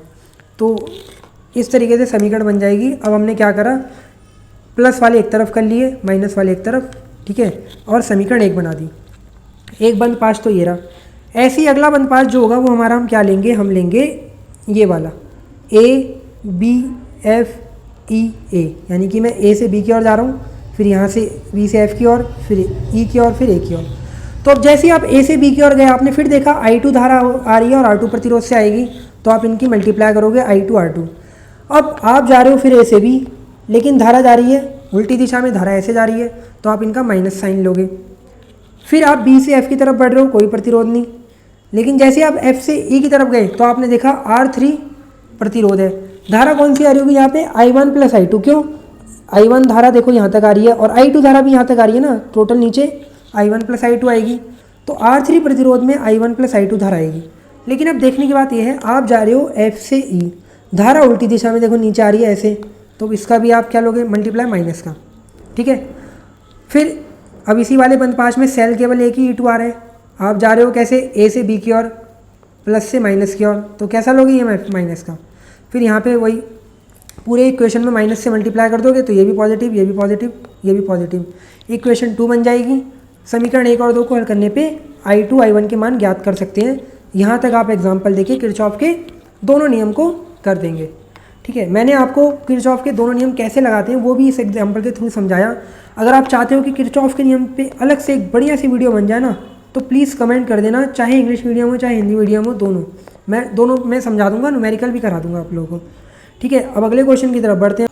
तो स्टूडेंट अब क्वेश्चन नंबर 20 की तरफ बढ़ते हैं, जो कि कह रहा है परमाणु में परिक्रमण करने वाले इलेक्ट्रॉन के चुंबकीय द्विध्रुव आघूर्ण के लिए व्यंजक प्राप्त करो। और सिंपल सा क्वेश्चन है और 3 नंबर में आया है, बहुत ईजी चीज़ है। तो हम लोग सबसे पहले मान लिया हमने कि माना परमाणु में इलेक्ट्रॉन जो है नाभिक N जो है, इसके परिता स्मॉल r त्रिज्या की वृत्ताकार परिपथ में, ठीक है, वृत्ताकार पथ में, स्मॉल r त्रिज्या के वृत्ताकार पथ में v वेग से परिक्रमण कर रहा है। ये दो बार लिख चुका है, तो इसको हम एक ही बार कंसीडर करेंगे। ठीक है, स्मॉल r त्रिज्या के वृत्ताकार पथ में v वेग से घूम रहा है, ये हमने मान लिया। तो हमने देखो यहाँ पे डायग्राम भी बना रखा है कि इस तरीके से हमने मान लिया कि ये स्मॉल r त्रिज्या का कोई एक वृत्त है, जिसमें ये हमारा यहाँ पे जो इलेक्ट्रॉन देख रहे हो ये गोल गोल इस तरीके से घूमे जा रहे हैं। ठीक है, अब क्या होता है कि इसके 90 डिग्री पे ही जब ये इलेक्ट्रॉन दो तरीके से गति करता है, एक तो ये करेगा अपनी कक्षीय गति कुछ इस तरीके से, और दूसरा ये अपने अक्ष के परिता गोल गोल गोल गोल गोल गोल इस तरीके से घूमता जाएगा। जैसे एक बॉल को स्विंग कराते हैं ना, तो बॉल स्विंग करते हुए जब घूमती रहती है इस तरीके से, कुछ ऐसे। तो दो टाइप की गति करता है, जिस कारण से चुंबकीय आघूर्ण बनना स्टार्ट हो जाता है।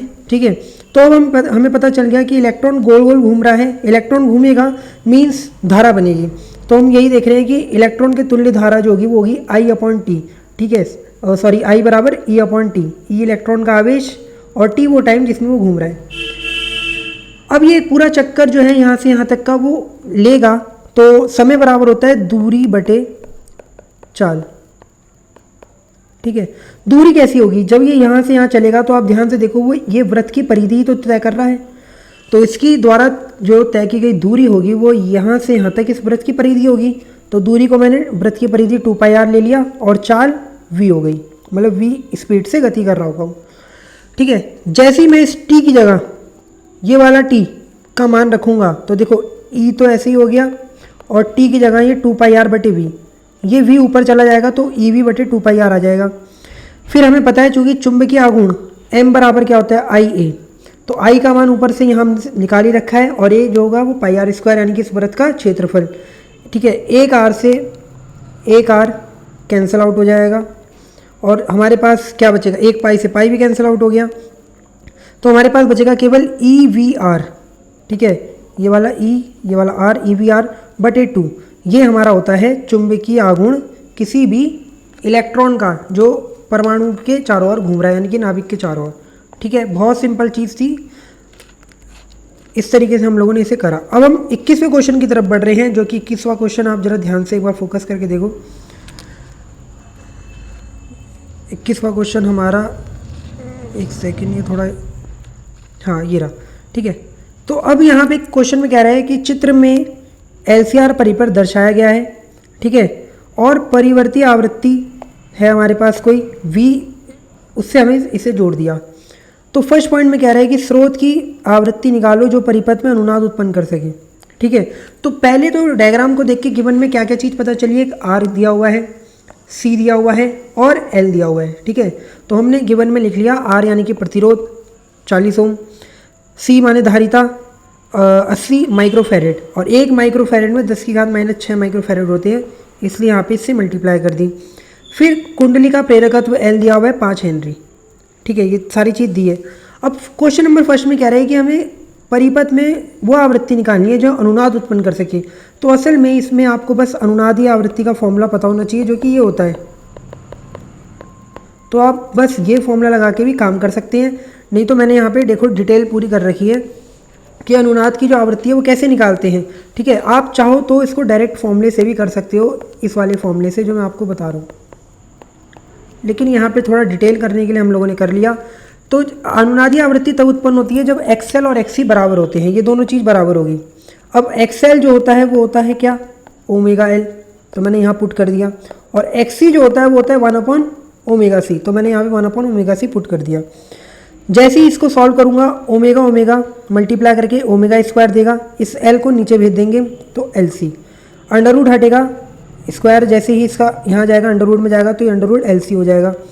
अब ओमेगा इज इक्वल टू जो होता है वो होता है 2πf, ठीक है। और अगर मैं अनुनाद की बात कर रहा हूँ तो इसको मैंने F0 बोल दिया, तो ओमेगा की जगह 2πf0 आ गया, यहाँ से F0 बराबर वो फॉर्मूला आ गया जो मैं आपको कह रहा हूँ, आप डायरेक्ट यूज़ कर सकते हो। तो ये F0 जो होती है वो अनुनादी आवृत्ति होती है, आप चाहो तो डायरेक्ट ये फॉर्मूला भी यूज़ कर सकते हो यहाँ पे। अब इसमें कुछ नहीं करना, दो ऐसे ही पाई का मान, L और C का मान दे रखा है, इसे सॉल्व करके बस ये आंसर आपका आ जाएगा, ठीक है। और थोड़ा और इसको क्लियर करेंगे तो इतना हर्ट्स, ठीक है, सिंपल सी चीज़ थी। एक बार फिर चाहो तो आप चेक कर लो पूरा। नेक्स्ट पार्ट जो है इसका वो कह रहे हैं अनुनाद आवृत्ति पर परिपथ की प्रतिबाधा ज्ञात करो।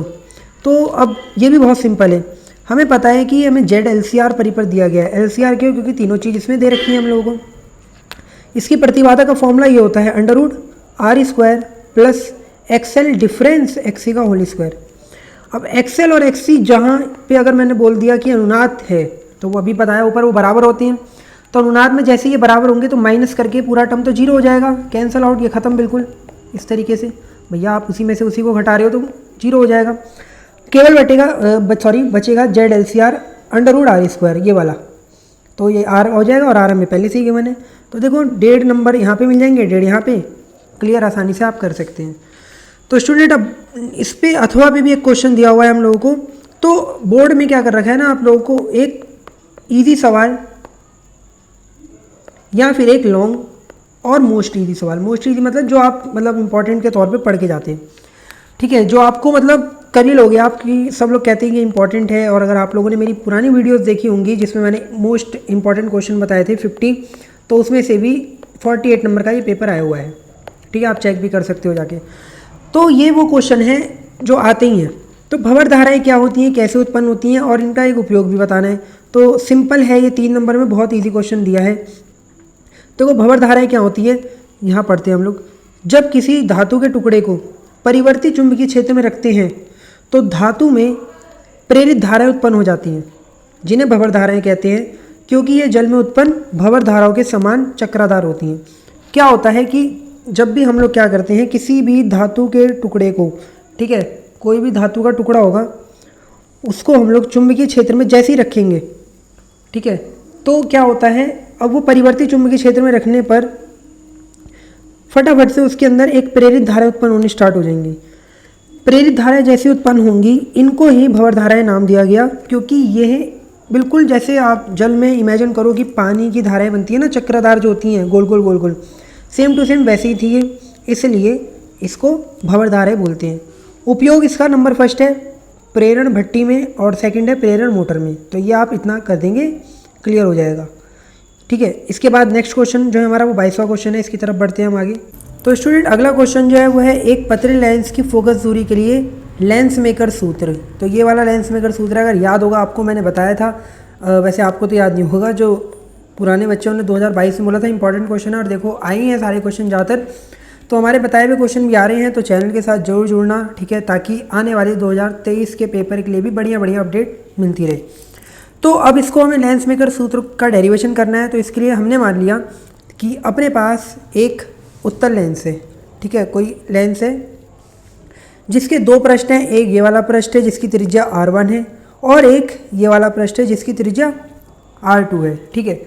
इस लेंस से u दूरी पे, स्मॉल u दूरी पे कोई वस्तु O रखी है जिससे चलने वाली प्रकाश की किरण, ठीक है, आभासी जो प्रतिबिंब है डैश डैश डैश यहाँ पे I डैश बना रही है, जिसकी जो डिस्टेंस है इसके प्रकाशिक केंद्र O यहाँ पे होगा सेंटर में कहीं, वो V डैश है, ठीक है। यानी कि हमने माना कि अगर एक O वस्तु है तो इससे चलने वाली जो पहली प्रकाश की किरण है वो एक आभासी प्रतिबिंब I डैश पे बना रही है। आभासी मीन्स जो जाना चाहिए था इधर लेकिन गई नहीं। रियलिटी में इसका दूसरा पृष्ठ जो है वो इसका जो एक वास्तविक प्रतिबिंब है वो यहाँ पे I पे बनाएगा जिसकी डिस्टेंस V है। तो अब इसको हम पढ़ लेते हैं कि थ्योरी क्या बोल रही है। हमारी थ्योरी लिखना ज़रूरी होता है पेपर में। तो वही कह रहा है कि माना एक पतला लेंस कैपिटल L है जिसका अपवर्तनांक स्मॉल n है, ठीक है, मतलब माध्यम का कोई ना कोई अपवर्तनांक होता है, तो इस लेंस के माध्यम का अपवर्तनांक n मान लिया। इसके पहले और दूसरे पृष्ठ की त्रिज्या जैसे कि बताया R1 R2 है। लेंस के मुख्य अक्ष पर वस्तु O रखी है ये वाली, जिसका प्रतिबिंब पहला पृष्ठ I डैश पर बनाता है, यानी कि जो पहला वाला पृष्ठ है ये वाला, ये इसका प्रतिबिंब I डैश पे बना रहा है, ठीक है, यहाँ पे जो दूसरे पृष्ठ के लिए वस्तु का कार्य करता है, ठीक है। क्यों ये वस्तु का कार्य क्यों करेगा? अगर आप ध्यान से इस पे फोकस कर रहे हो तो पहला पृष्ठ तो ये रहा, ठीक है, पहला पृष्ठ ये रहा। अब यहाँ पे ये पहला पृष्ठ इसके लिए I डैश प्रतिबिंब बना रहा है। तो अब दूसरे वाले पृष्ठ यानी कि जो ये वाला पृष्ठ है ये वाला, इसको क्या वस्तु दिख रही होगी इधर? नहीं, इसको ये नहीं दिख रहा होगा, इसको तो अपने सामने ये दिख रहा होगा ना I डैश, क्लियर।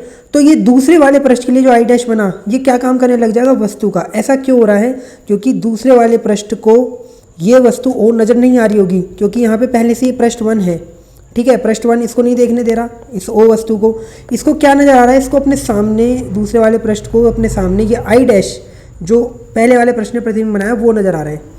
तो अब ये जो I डैश बना ये दूसरे पृष्ठ के लिए क्या काम करेगा? वस्तु का काम करेगा। अतः वस्तु O का जो वास्तविक प्रतिबिंब बन रहा होगा वो I पे बन रहा है, जैसा मैंने आपको स्टार्टिंग में बता दिया, ठीक है। तो अब हमने मान लिया कि यदि प्रतिबिंब I डैश और I की जो दूरी है V डैश और V हो तब। अब हम बात कर रहे हैं पहले वाले पृष्ठ की। तो अपवर्तनांक का फॉर्मूला होता है n/v minus 1/u is equal to n-1/r, ये फॉर्मूला, ठीक है, जो यहाँ पे मैंने नोट भी कर रखा है। तो अगर मैं बात कर रहा हूँ पहले पृष्ठ के लिए, तो पहले पृष्ठ में जो प्रकाश है हमारा वो कहाँ से कहाँ जा रहा है? वो वायु से एक कांच की तरफ बढ़ रहा है, यानी कि एक लेंस की तरफ बढ़ रहा है। तो हम क्या रखेंगे यहाँ पे? ANG रखेंगे। ANG मीन्स प्रकाश हमारा जो है, हम क्या करना चाह रहे हैं, हम किसके सापेक्ष? वायु के सापेक्ष प्रकाश का अपवर्तनांक देख रहे हैं उस लेंस के माध्यम का। और V यहाँ पे किसकी दूरी होती है? प्रतिबिंब की। तो पहले वाले पृष्ठ के लिए प्रतिबिंब कहाँ बन रहा है? I डैश पे, तो उसकी दूरी कितनी दिखा रखी है? V डैश, तो यहाँ पे V डैश रख देंगे। -1/u, u होता है वस्तु की दूरी, तो पहले वाले पिंड के लिए जो वस्तु है वो तो u पे ही रखी हुई होगी, तो u रख दिया। और फिर वही ANG-1 और त्रिज्या उसकी R1। तो यहाँ तक आपको कोई दिक्कत नहीं होनी चाहिए इस समीकरण में। इसको इक्वेशन 1 बना दिया। लेकिन जैसे ही अब मैं दूसरे पृष्ठ की बात करता हूँ, तो दूसरे पृष्ठ में प्रकाश जो है वो कहाँ से कहाँ जा रहा है? लाइट जो है वो कांच से बाहर की तरफ निकल रही है। पहले क्या हो रहा था? वायु से कांच में जा रही थी, लेकिन अब कांच से बाहर की तरफ निकल रही है। तो यहाँ पे अपवर्तनांक जो है वो क्या हो जाएगा इस बार? GNA, यानी कि अब मैं किसके सापेक्ष देखूंगा? मैं कांच के सापेक्ष वायु का अपवर्तनांक देखूंगा, ठीक है। क्यों?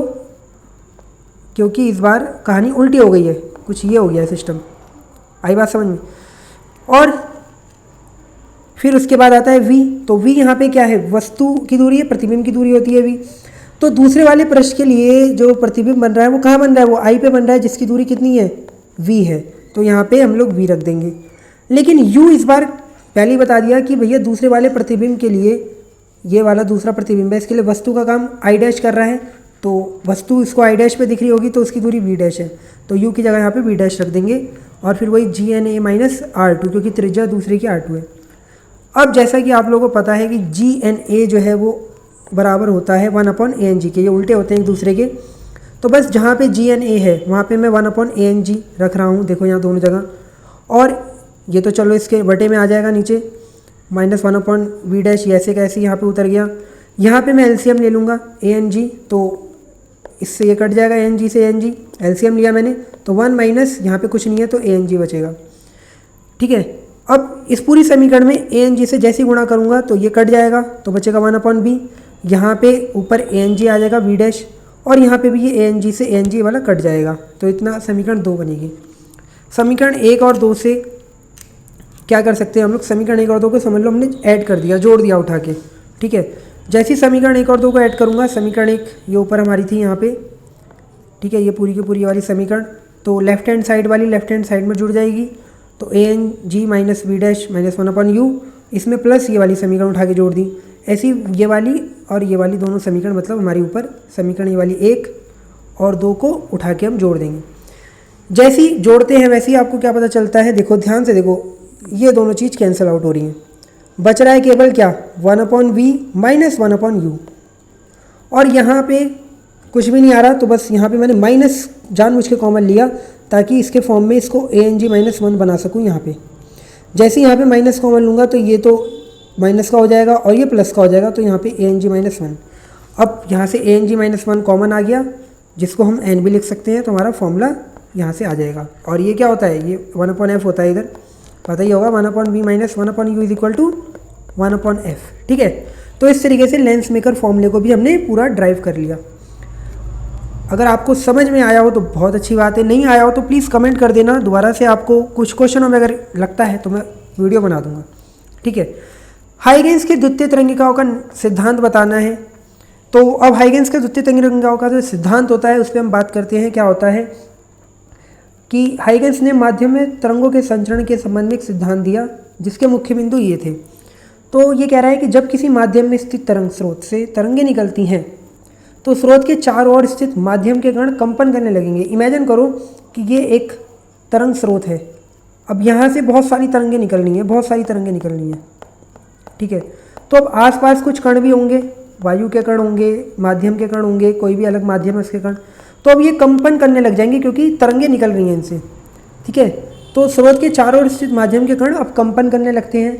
माध्यम में वह पृष्ठ जिसमें स्थित वह कण कंपन करने की समान कला में हो, इन्हें तरंगाग्र बोलेंगे। अब ये जो कण जो तरंग कंपन करने लग गए इधर उधर, मीन्स इधर उधर कोई भी कंपन करना होगा, कोई टेढ़ा मेढ़ा, कोई इधर तरीके से, तो अगर इन पे मैं एक क्या खींच दूँ, एक तरंगाग्र, तरंगाग्र क्या होता है, मतलब एक पृष्ठ खींच दूँ, और एक ऐसा पृष्ठ जिसमें हर एक कण जो है वो कंपन की समान कला में, यानी कि वो एक ही सॉरी डायरेक्शन में कंपन कर रहे हो, तो इसको तरंगाग्र बोला गया। तो पहला पॉइंट समझ में आया होगा आप लोगों को, ठीक है। सेकंड पॉइंट में कह रहे हैं कि अब क्या कर रहा है, तरंगाग्र पर स्थित प्रत्येक माध्यम के कण एक नए तरंग स्रोत की तरह कार्य करते हैं और इन तरंगों को द्वितीय तरंगिकाएं कहते हैं। मीन्स जैसे ही आप लोगों ने यहाँ पे एक ये पृष्ठ खींच दिया और इसको आप तरंगाग्र बोले, क्योंकि माध्यम के कण नए नए थे, अब ये एक दूसरे को अपनी अपनी एनर्जी ट्रांसफ़र करते रहेंगे और सारे के सारे तरंग कंपन करने लग जाएंगे, तो हम इनको क्या बोलेंगे, द्वितीय तरंगिकाएं बोलेंगे। मतलब इन्होंने अपनी एनर्जी ट्रांसफ़र कर दी दूसरे कणों पर, और जैसे ट्रांसफ़र हो रहा है एनर्जी का दूसरे कणों पे, तो अब ये भी कंपन कर रहे हैं और वो भी समान कला में, वो भी बिल्कुल उसी चाल से जिस चाल से प्राथमिक तरंग चल रही थी, तो इनको द्वितीय तरंगिकाएं नाम दिया गया। थर्ड पॉइंट में कह रहे हैं कि अगर किसी क्षण आगे बढ़ते हुए इन द्वितीय तरंगिकाओं का एनवलोप अर्थात इन्हें स्पर्श करते हुए एक पृष्ठ खींचे तो उस क्षण ये द्वितीय तरंगिकाओं की नई स्थिति को प्रकट करेगा। मतलब क्या है, जैसे डायग्राम में देखो, अब हमें पता चला कि यहाँ पे ये स्टार्टिंग में समझ लो A डबल डैश और B डबल डैश पे था हमारा तरंगाग्र, मान लो, ठीक है, हमने एक तरंगाग्र खींचा। अब कुछ समय बाद ये कुछ दूरी चल के आगे बढ़ जाएगा इधर उधर, ठीक है। तो हम क्या करेंगे, हम लोग एक समझ लो इमेजिन करो एक चाप लगाएंगे, इस वाली पहली पोजीशन से यहाँ पे एक चाप लगाना स्टार्ट करेंगे। चाप लगा के इनको जब खींचेंगे, इस लाइन को मिला देंगे सबको, तो ये असल में A डैश B डैश जो है ये इसकी नई स्थिति को प्रकट कर रहा होगा, ठीक है।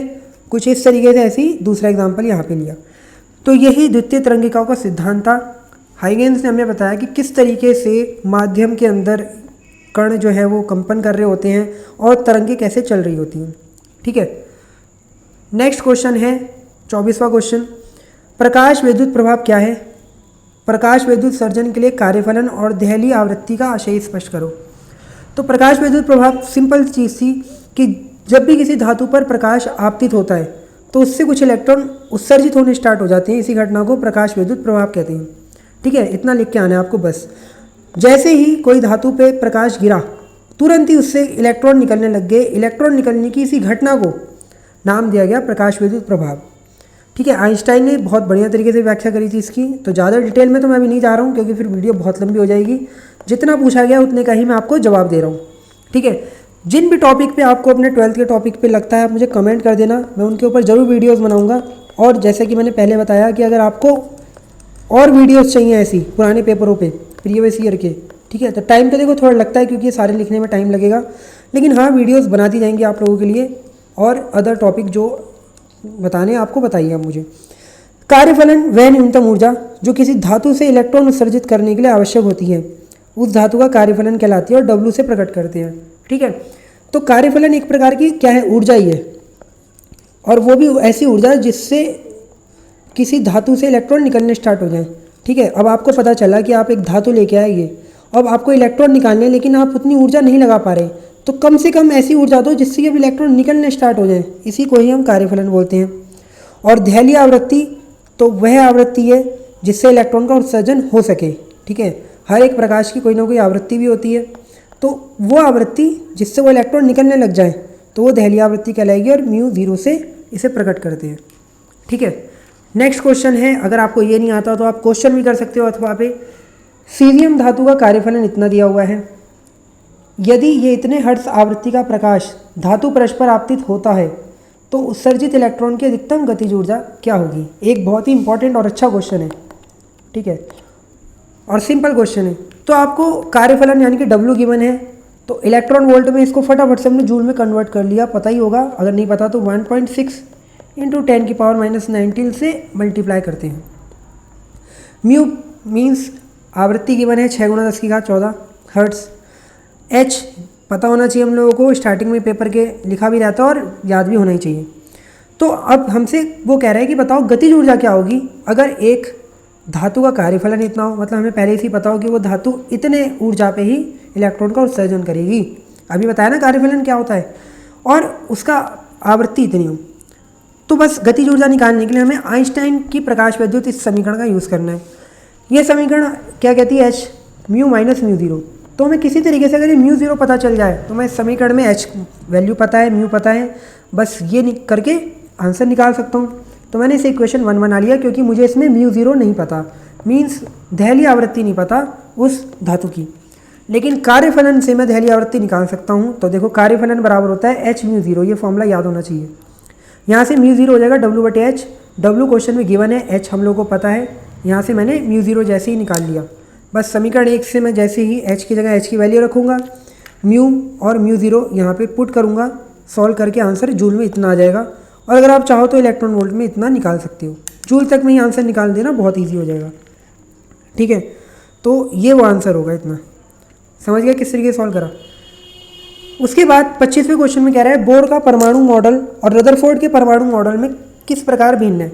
तो सिंपल चीज़ है, चाहो तो आप इन दोनों, देखो 3 नंबर में आए हैं, आप चाहो तो इन दोनों के परमाणु मॉडल की तुलना करके दिखा सकते हो, यानी कि आप इनके जो मॉडल थे उनके बारे में लिख सकते हो, या फिर जैसा मैंने कर रखा है आप इतना भी लिख दोगे, नंबर मिल जाएंगे। रदरफोर्ड के अनुसार इलेक्ट्रॉन नाभिक के चारों ओर किसी भी वृत्तीय कक्षा में चक्कर लगा सकते हैं, परंतु बोर के अनुसार इलेक्ट्रॉन केवल उन्हीं कक्षाओं में चक्कर लगाते हैं जिनका कोणीय संवेग h/2π का पूर्ण गुणज हो। ठीक है, तो पहला अंतर ये था।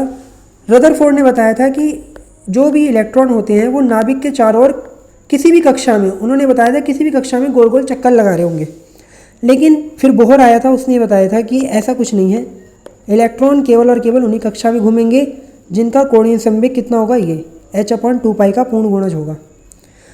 पहला तो भिन्नता ये थी। दूसरी भिन्नता क्या थी कि रदरफोर्ड के अनुसार वृत्तीय कक्षा में इलेक्ट्रॉन चक्कर लगाते रहते हैं जिससे उसकी ऊर्जा का ह्रास होना चाहिए, परंतु बोहर के अनुसार स्थायी कक्षा में घूमता इलेक्ट्रॉन ऊर्जा का ह्रास नहीं करता। ठीक है, तो रदरफोर्ड ने बोला था कि अब ये लगातार चक्कर लगा रहा है, तो लोगों ने फिर सवाल करना स्टार्ट कर दिया कि अगर लगातार चक्कर लगाएगा तो एंडिंग में ऊर्जा खत्म हो जाएगी और ये गिर भी जाएगा, तो इसकी व्याख्या ही नहीं कर पाए थे। तो बोहर ने बताया था कि असल में जब वो चक्कर लगा रहा होता है तो किसी प्रकार की ऊर्जा का ह्रास नहीं होता, बल्कि ऊर्जा कब ह्रास होती है, जब वो एक कक्षा से दूसरी कक्षा की तरफ बढ़ता है। तो वो इतना हम नहीं कभी जा रहे डिटेल में, ये 2 चीज़ हमने यहाँ पे लिख दी। तो ये क्वेश्चन भी हो गया। उसके बाद और gate, and gate, not gate का प्रतीक चिन्ह, इनकी सत्यता सारणी बनानी है। तो देखो तीनों के लिए मैंने यहाँ पे लिख रखा है, तो आप इसको बस अभी के लिए मैं कहूँगा कि आप इसको याद ही कर लें, क्योंकि ये डिटेल में पढ़ाने वाली कुछ चीज़ें हैं। ठीक है, और गेट का चिन्ह ये होता है, एंड गेट का ये होता है, नॉट गेट का ये होता है, फॉर्मूले इनके ये होते हैं, बूलियन व्यंजक जिन्हें कहते हैं, और सत्यता सारणी ये होती है। तीनों की एक ही बार में मैंने नोट कर ली। ठीक है, फिर कह रहा है पीएन संधि डायोड के लिए अग्रदिशिक और पश्चदिशिक बायस क्या होता है, आवश्यक परिपथ आरेख भी बनाओ। तो अग्रदिशिक में बहुत सिंपल है, जब भी पीएन संधि डायोड के पी क्षेत्र का संबंध बैटरी के धन सिरे से और ऋण क्षेत्र का संबंध एन सिरे से कर देते हैं, तो जो हमारी जो भी हमारा क्या कहते हैं ये परिपथ होगा या संधि होगी, इसको हम कहेंगे अग्रदिशी कहती है। ठीक है, इसमें अक्षय परत की चौड़ाई घट जाती है और धारा का प्रवाह के लिए प्रतिरोध भी कम होता है। क्यों होता है ऐसा, जरा इसको एक बार डायग्राम में भी समझ लो। तो देखो डायग्राम में साफ पता चल रहा है कि पीएन संधि बनाई है मैंने, तो ये बैटरी है, इसका प्लस सिरा ध्यान से देखो किससे जाके जुड़ रहा है, पी क्षेत्र से, प्लस सिरा पी क्षेत्र से जुड़ रहा है। तो जब भी किसी बैटरी का पॉजिटिव एंड पी क्षेत्र से जुड़ेगा और नेगेटिव एंड एन क्षेत्र से, हम कहेंगे ये क्या है, ये अग्रदिशिक है। क्लियर। तो अब कोटर जो होते हैं उन पे होता है, जैसे मैंने बताया कि यहाँ पे ये जो है वो कोटर है, डॉट डॉट ये वाले, और इलेक्ट्रॉन को मैंने ब्लू से दिखाया है। तो अब कोटर को हम मान के चलते हैं कि पॉजिटिव होते हैं, इलेक्ट्रॉन को तो पता ही है माइनस चार्ज होता है। तो जैसे ही यहाँ प्लस दिखेगा इन कोटरों को, अब इन पे लगेगा बल धक्का और ये इधर की तरफ चलना स्टार्ट कर देंगे, प्रतिकर्षण महसूस होगा। ये पॉजिटिव एंड है इधर, ठीक है, ये पॉजिटिव इस पॉजिटिव को रिपेल करना स्टार्ट कर देगा और ये इधर भागेंगे, और सारे के सारे इलेक्ट्रॉन इधर निगेटिव के कारण रिपेल होंगे और इधर की तरफ भागेंगे। देखो कुछ ऐसे। तो हम देख रहे हैं कि कोटर और इलेक्ट्रॉन दोनों संधि की तरफ चल रहे हैं, संधि की तरफ चलेंगे, जिस कारण से जो चौड़ाई है वो क्या हो जाएगी, अब घटना स्टार्ट हो जाएगी। और चौड़ाई जब घटेगी तो बड़ी आसानी से धारा का प्रवाह होगा और इसके अंदर एक विद्युत क्षेत्र ऐसे बन जाएगा और बाहर प्लस से दूर माइनस की तरफ कुछ ऐसे बनेगा। ऐसे ही पश्चदेशिक में क्या होता है, जब हम किसी भी बाह्य बैटरी के माइनस सिरे को संधि इसके पी क्षेत्र से जोड़ दें और प्लस सिरे को एन क्षेत्र से, तो इस टाइम पे हम बोलेंगे कि संधि कैसी है, पश्चदेशिक, मीन्स अग्रदिशिक का बिल्कुल अपोजिट। आई बात समझ में।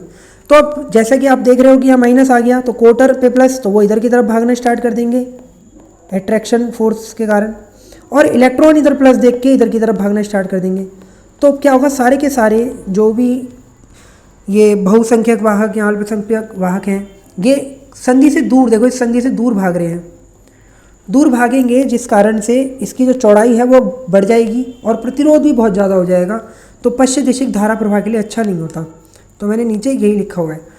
तो आज हमने क्वेश्चन नंबर 27 तक पढ़ा। इसके बाद 28, 29 और 30 जो क्वेश्चन है ये लॉन्ग क्वेश्चन है, जिनको मैं अलग से सॉल्व करा दूंगा। तो आज की वीडियो अगर आप लोगों को अच्छी लगी हो ना, तो प्लीज़ लाइक कर देना और शेयर कर देना और चैनल को सब्सक्राइब जरूर करना आगे के लिए, ताकि आप लोगों के बहुत काम में आ सके ये चीज़ें। ठीक है, और कमेंट में मुझे ज़रूर बताना कि वीडियो कैसी लगी, ताकि आगे भी आप लोगों के लिए ऐसी अच्छी अच्छी वीडियो ला सके। और केमिस्ट्री पे भी अगर वीडियो चाहिए तो मुझे ज़रूर बता देना, और फिज़िक्स के भी। ठीक है, thank you for watching this.